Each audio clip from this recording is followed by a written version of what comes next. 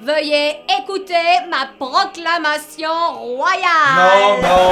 Non, coupez. Mélanie, on fait une vidéo sur la proclamation royale. Ça donne pas une excuse pour faire une proclamation royale. Au cachot. En 1763, la Grande-Bretagne sort victorieuse de la guerre de 7 ans. La signature du traité de Paris met fin au conflit et fait de la Nouvelle-France une colonie britannique.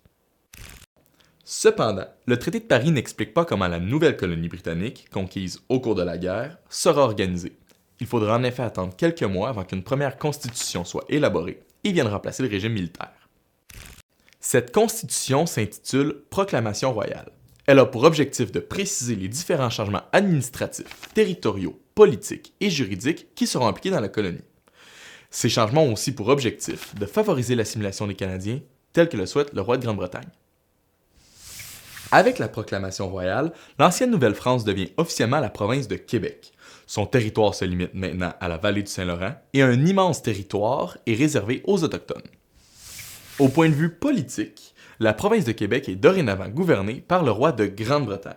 Contrairement au roi français, qui possède un pouvoir absolu, le roi de Grande-Bretagne doit travailler avec un parlement, en vertu du système politique en place, la monarchie constitutionnelle.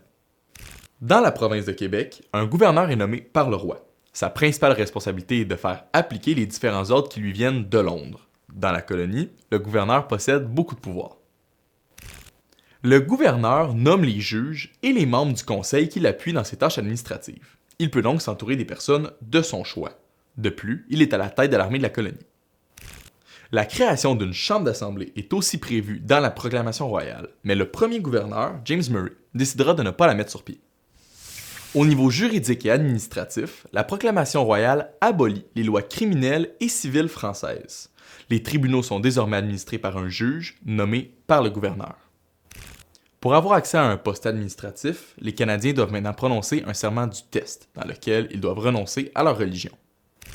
Afin d'augmenter le nombre de Britanniques dans la colonie, des terres sont offertes gratuitement à tous les militaires britanniques déjà sur place, afin d'éviter qu'ils retournent dans la métropole. Finalement, le commerce est ouvert à tous les habitants du territoire. Ainsi, la proclamation royale met en place les grandes lignes de l'organisation de la province de Québec. Elle perdurera jusqu'à la mise en place d'une nouvelle constitution en 1774, l'Acte de Québec. Si tu veux en savoir plus sur la proclamation royale ou sur d'autres constitutions, tu peux visiter notre bibliothèque virtuelle et t'abonner à notre chaîne YouTube. Je t'invite également à nous suivre sur les réseaux sociaux. En 1763, la Grande-Bretagne